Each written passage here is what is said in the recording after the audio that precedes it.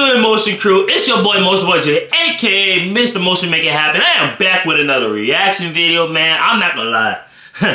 I must be my mind for a minute, cause what the fuck? What the fuck?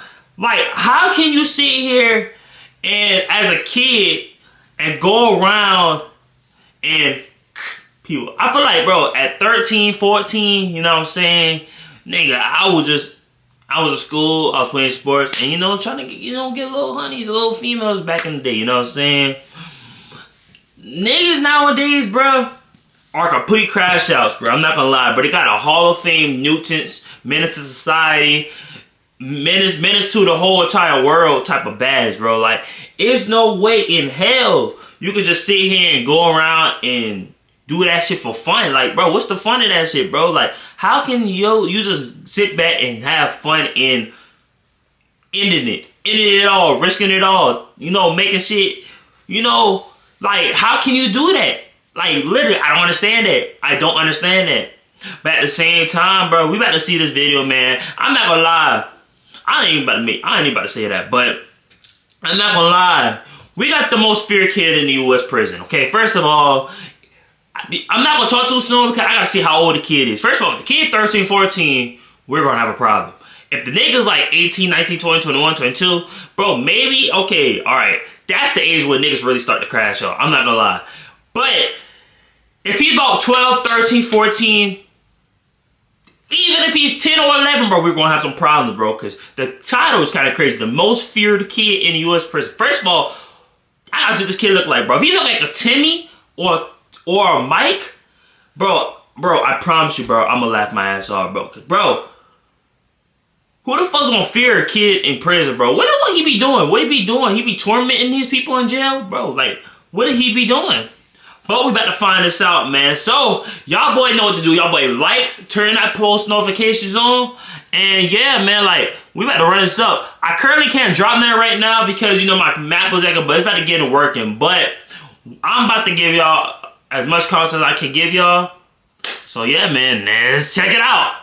Assume that only adults are capable of committing heinous crimes, but children can be equally susceptible to acts that shock and horrify. From a young murderer openly and even real life serial killers. I'm like, god dang, 12, 13 years old, bro. Like, I was school living life. You know what I'm saying? I had no bills. I had shit to pay. I had nothing really going on for real. I was trying to figure out life. That's the beginning of me starting figure out what I wanted, whose seemingly innocent what I wanted to do. Masks the true monster lurking beneath.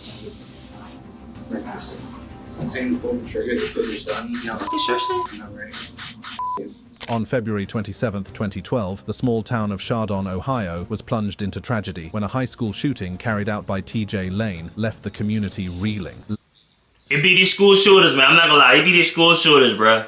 Y'all gotta lock all the schools, bro. Like, what did they do to y'all so bad for y'all to want to people? Like, it don't make sense, bro. It don't make sense. And you got a shirt that says kill it. If that's not petty, bro, I don't know, bro. I don't know, bro. That's kind of OC. That's OC, bro.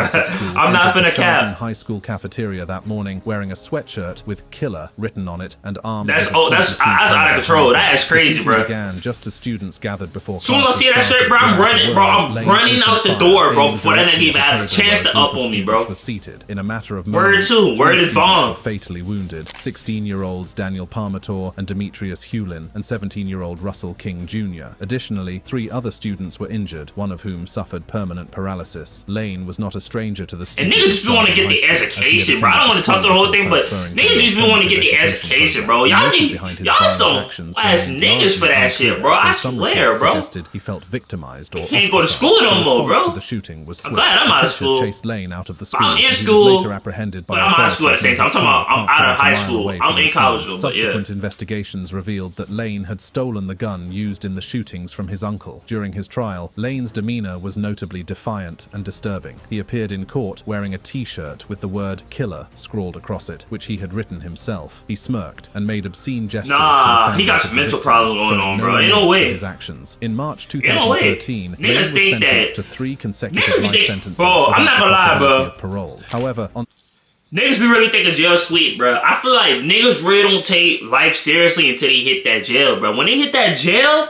I promise you, 9 times out of 10, and I'm speaking my mind to this video, 9 out of 10, when niggas really like this go to jail, they get in jail, see how it really is, really some bitches for real. I'm not gonna lie, they really some bitches. Because at the end of the day, it's like, niggas don't take life serious until they actually hit the cell. Because when they hit the cell, September 11th, 2014, my point exactly. accompanied by 2 other inmates, broke out of the Allen Correctional Institution in Lima, Ohio. This situation was particularly alarming given Lane's criminal history. For hours during the manhunt, he was nowhere to be found, until he was apprehended 6 hours later. In March 2016, amidst heightened security concerns, Lane was transferred to the Southern Ohio Correctional Facility in Lucasville, a fortress-like maximum security prison designed to house the most dangerous inmates. A friend of Lane spoke with CNN, describing him as just a very normal teenage boy, and expressed being in complete shock over the recent incident. She noted that although Lane often appeared sad, he seemed otherwise normal in his daily behavior. Another friend shared insights into Lane's school life, revealing that he was regularly teased by his peers. This bullying led Lane to put a wall around himself, making him reluctant to share personal details or open up about his experiences. But these accounts raise a critical question. Can the difficulties Lane faced at home and the bullying justify his actions? Alyssa Bustamante. You don't care about nothing no more. Like this? I never have, and I hope never to see another case like this. In a chilling episode that shook the nation, what was that? Became infamously known episode as aired, the Missouri it's teen 2024, bro. You see that shit all the time, bro. Involved the calculated murder of her 9-year-old neighbor, Elizabeth Alton. Alyssa Bustamante appeared to be an ordinary teenage girl, but her internet persona revealed a far darker side. Yeah. This hidden close schools, ASAP, no Rocky. Oh no, bro. Bustamante lured her 9-year-old she neighbor, looked like, Elizabeth Alton, into the woods.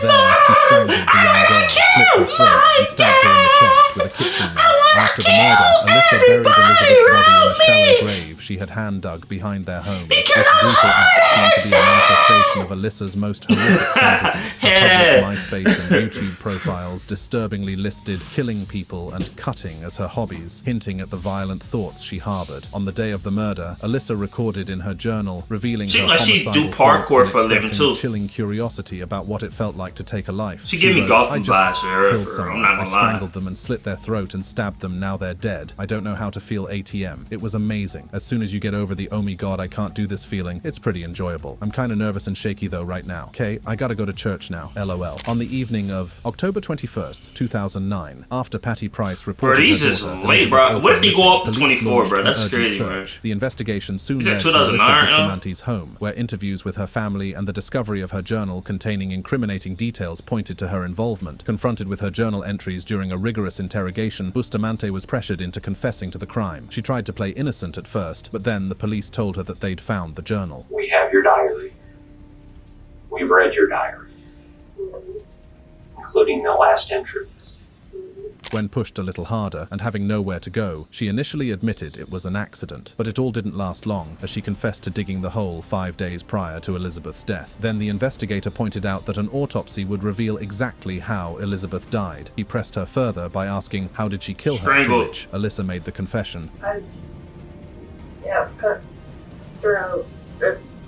Oh, she cut it. Okay, I was thinking about that, but I was like, okay, it might be like some strangulation, so. At her 2012 trial, Alyssa Bustamante, tried as an adult despite a turbulent childhood, pled guilty to second-degree murder to avoid a life sentence without parole. This means there's a possibility of parole after 30 years. However, an additional conviction for armed criminal action means that even if she secures parole in 2024, she faces another 30 years, pushing her early 2024, bro, it's 2024 now! At the age of 60. The next killer kid is she's 2024. It's 2024 now. 2 children are left alone to play, and a 6-year-old girl ends up dead. Was this merely a case of child's play gone horribly wrong, or was there something more sinister at work? On July 28, 1999 in Broward County, Florida, 12-year-old Lionel Tate found himself alone with his 6-year-old cousin, Tiffany Unick. That day tragically ended with an event that would see Tate become the youngest American ever sentenced to life in prison without the possibility of parole. I thought it was talking about one, but it's talking about multiple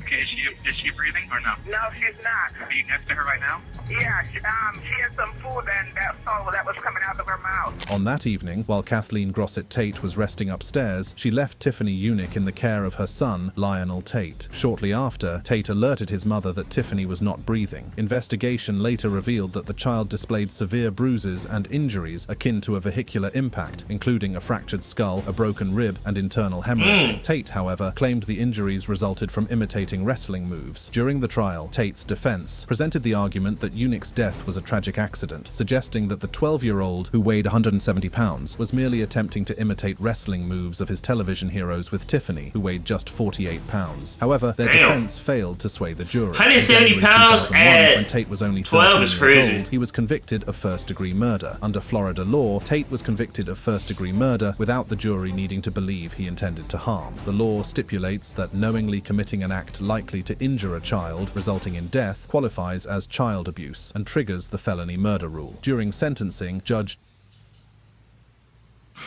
I ain't gonna lie though, like that is kind of crazy though. That is crazy though.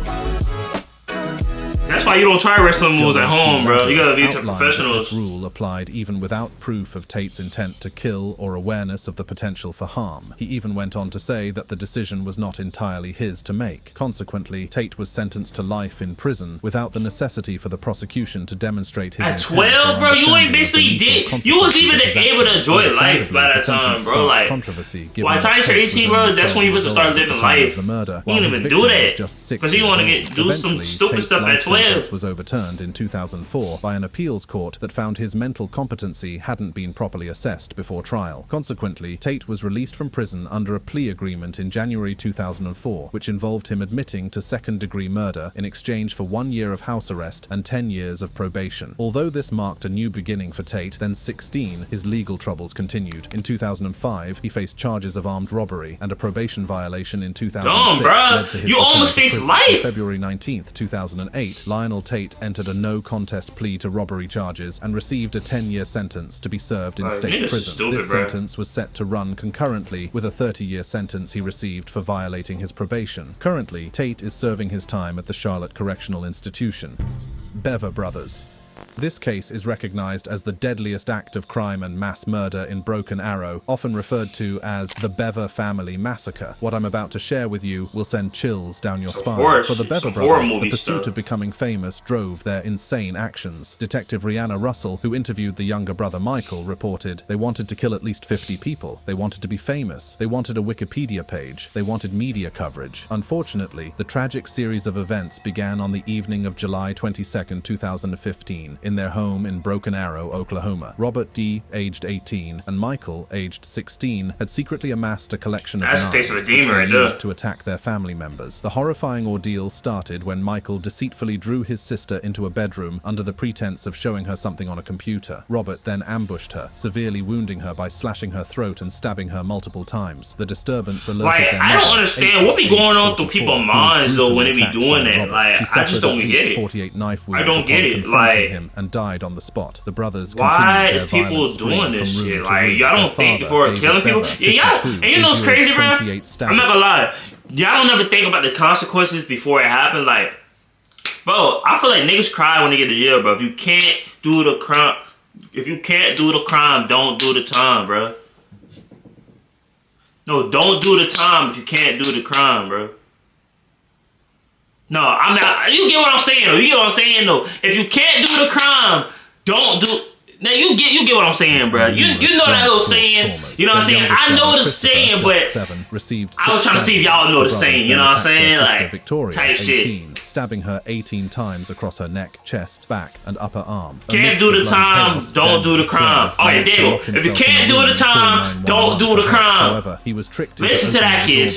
Can't do the time, don't do the crime. Once inside, the brothers stabbed Daniel 9 times. Daniel's quick thinking 9 out of 10. You gonna be crying when you get in jail. Watch Beyond Scared Straight. Watch aged 13. As police quickly arrived at the scene, the brothers fled through the back of the house, but were soon located. The shit where the nigga be impersonating needed just to be in jail. And then Crystal Bever, a survivor of the Bever family Jailbait, massacre, identified her like older that. brothers Robert and Michael as the perpetrators, leading to their charges of 5 counts of first-degree murder and 1 count of assault with intent to kill, to which they pleaded not guilty. In 2016 and 2018, Robert and Michael Beaver were convicted on all counts for the Bever family massacre, receiving multiple life sentences. Robert was sentenced to life without parole, while Michael, due to his younger age, received life sentences with possible parole, though his release is highly Yeah, most likely if he's in juvie with life, bro, he's getting out. Now let's look at the faster. case of a 15-year-old girl who ended the life of Ana Vasquez Rodriguez in a barbaric manner. Arroyo, who had recently moved into her great-uncle's home on Johnson Street, was living there with Ana Vasquez Rodriguez and her grandson. The house, where tensions were already high, became the site of a violent crime. On October 6,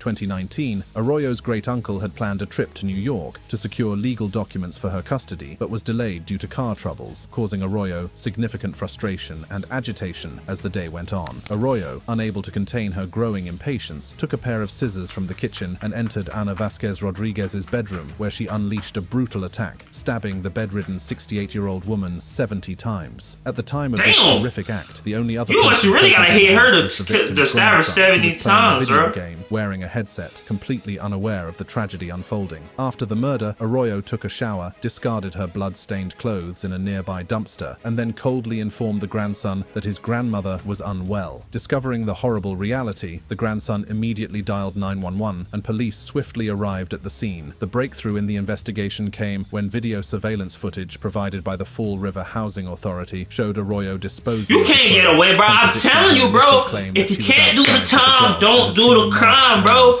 Y'all be thinking y'all so smart to get away with these situations, bro. Y'all not, bro. Most of y'all niggas be goofy as hell for doing that, and y'all be bogus as hell, bro. Y'all need to just sit your behind down and go to school or something, bro. Killing people is not your fucking job, bro. Like, oh my god, bro. That is not a job. That is not a job. Arroyo, then 18. Yes, I'm gonna speak my mind in this video. Tuesday in Fall River Superior Court to second-degree murder. She was sentenced by Judge Rene Dupuis to life in prison with the possibility of parole after 19 years. Sierra Halseth. How does a teenager end up committing such a brutal act of murder? While the Bever brothers sought media attention through heinous crimes, this particular case explores the dynamics of teenage rebellion involving a young girl and her boyfriend. In the shadow of a custody battle between Daniel Halseth and his first ex-wife, former state senator Elizabeth Halseth, now Elizabeth Helgelian, a chilling I ain't gonna lie, bro. I'm gonna have to get my shit, bro. Why is it so and her 18-year-old loud, bro? boyfriend, Aaron Guerrero, were briefly bro. together before their Hanging relationship out was like that, curtailed bro. by their parents, who discovered the couple's plan to run away to Los Angeles. On April 8, 2021, Sierra and Aaron prepared for a violent act by purchasing a circular saw blades, bleach, lighter fluid, gloves, and a drop cloth from stores near Daniel Halseth's home. The next day, Halseth's brutally mutilated body was found in his garage, with an autopsy revealing over 70 stab wounds to his head, neck, and torso. Further horror was added as his remains, stuffed into a sleeping bag, were set ablaze, leaving his body charred from head to toe. The couple's brazenness extended beyond the murder. They uploaded a video to YouTube, stunning viewers. In a shocking declaration, Guerrero announced, Welcome back to our YouTube channel. After murdering day 3 after murdering somebody. Whoa!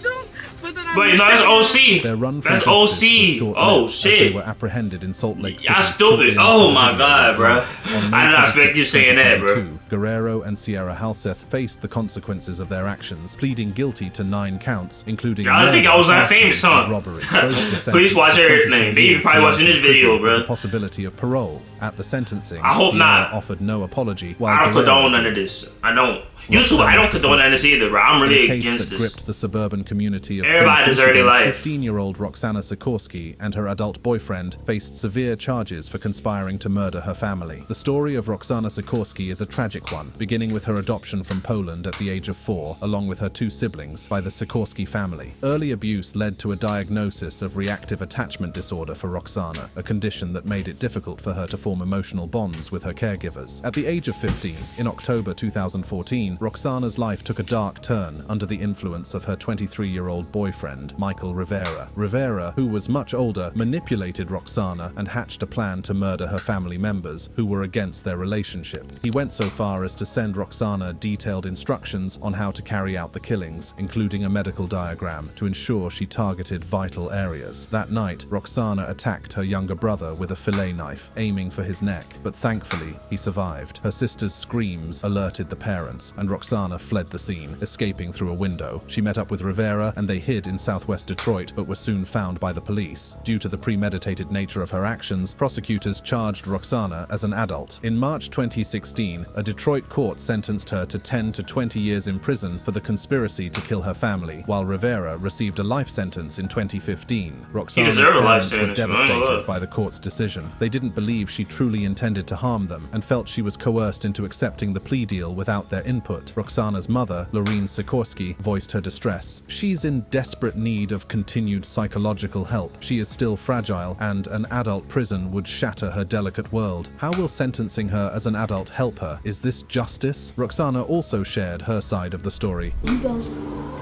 cut like slice like a tomato. I'm like, what do you mean? He goes, on the neck. He sends me an artery picture.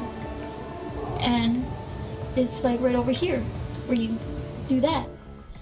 Eric Smith. This is the case that made national headlines in the United States. "It's okay, Mom. I'll go by myself," were the last words Doreen Roby heard from her 4-year-old son, Derek Roby. Let's take a closer look at this notorious case. On a seemingly ordinary summer day, August 2nd, 1993, the tranquility of Savona, New York, was shattered by a devastating act of violence. 13-year-old Eric I don't Smith know about Jersey. 4-year-old Derek Roby, who was en route Queens. to a summer camp in the local park. In a sinister I don't know about turn, no Smith school. lured the young Man. boy into a secluded wooded area under the guise of showing him a shortcut. There, he mercilessly ended the young boy's life by first strangling him until he passed out, and then by dropping a large rock on his head. He then took Kool-Aid from Robbie's lunchbox and poured it into Robbie's open wounds. Later that day, the reality of the dark... That is crazy! Like, what the fuck?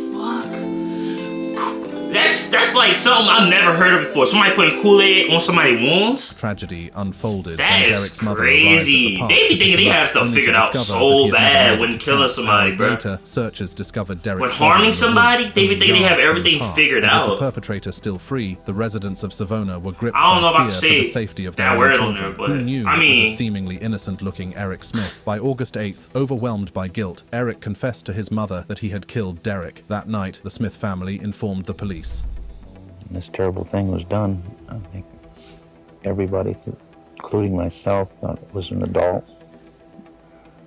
And how could anybody do such a terrible, terrible thing? Eric was subsequently tried as an adult, marking him as the youngest murder defendant in New York State history. During his trial, specialists conducted extensive medical testing, including assessments of his brain function and hormone levels, but found no abnormalities that could explain his violent actions. Court records note that Eric, often isolated and bullied for his appearance, struggled socially. A week after his confession, Eric was convicted of second-degree murder and sentenced on November 7th, 1994. At just 14 years of age, Eric was sentenced to the maximum term available for juvenile offenders at the time, 9 years to life in prison. Eric Smith served nearly 3 decades behind bars. During his time in prison, Smith was denied parole multiple times, with the parole board frequently citing concerns about his release into society. Over the years, Smith underwent various rehabilitation programs and repeatedly expressed remorse for his actions. In 2021, after numerous parole hearings, Eric Smith was finally granted parole and released from prison. Joshua Phillips. Growing up in prison, I've seen many dark things, and I've been to some dark places. Many times throughout this journey, I came dreadfully close to ending my life just to escape it all. This is the case of Joshua Phillips, who went into prison as a child in 1999 at the age of 15 and has now become a fully grown man. His crime? Convicted of first-degree murder for the death of 8-year-old Maddie Clifton. On November 3rd, 1998, in the Lakewood neighborhood of Jacksonville's South Side, 8-year-old Maddie Clifton was reported missing by her mother. Maddie had been playing outside her home when she disappeared, triggering an immediate and widespread community response. Flyers were distributed and search parties were organized, drawing over over 400 local volunteers who tirelessly searched the area for any sign of the missing girl. Phillips was also a part of that search team. Despite these efforts, a week passed with no trace of Clifton. Then, on November 10th, a startling discovery was made. The mother of 14-year-old Joshua Phillips noticed a wet spot on the floor of her son's room. Upon further investigation, she uncovered Maddie Clifton's body hidden within the room. Reeling from shock, she fled the home and alerted the authorities. Of all places, why would you put her in the room, bro? Hours later, and within hours after being arrested, You- he are you confessed cheating? to the murder. I have You to trying to warn get you that caught, the following bro. details of Maddie's murder are disturbing. Viewers' discretion This is word is advised. kind of On disgusting, November bro. 3rd, Like, United States, 1998, bro. a tragic sequence of events took It's place like that kind of changed the hard lives of because, Joshua bro, Phillips like, and others around him. According to Phillips, 8-year-old It- Maddie it's just Clifton kinda came hard over to his 'cause, house to like, play bro, baseball. like, Phillips, who knew he wasn't allowed these to people have nowadays, friends over bro, while his parents were away, I feel like took him to everybody that play. do that The game should be took a burned. catastrophic Should turn be- when should get Phillips burned in jail, accidentally bro. hit Clifton in the eye with the baseball, causing her a significant injury. Panicked and fearful of his father's reaction, his father had a history of alcoholism and was strict. Phillips dragged Clifton inside his house in a misguided attempt to manage the situation. Once inside, Phillips's panic escalated. To silence Clifton's cries, he hit her with the baseball bat. He then hid her under the base of his bed and tried to act normally when his father came home. Realizing later that Clifton was still alive and hearing her moans, Phillips's response was drastic and fatal. He further attacked Clifton, cutting her throat and stabbing her chest multiple times with a knife from a Leatherman tool, ultimately leading to her death. Also, he was using air fresheners to mask the smell of the rotting body. Following the murder of 8-year-old Maddie Clifton, 15-year-old Joshua Phillips was charged as an adult with first-degree murder and sentenced to life without parole, avoiding the death penalty due to his age. As of the latest updates, Joshua Phillips, now aged 40, remains incarcerated at the Cross City Correctional Institution. Thanks for watching this video. Check out the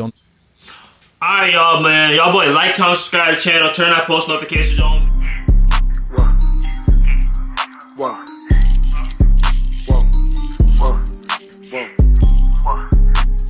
How about double? I fucking with double. I raised the coupe and I went by the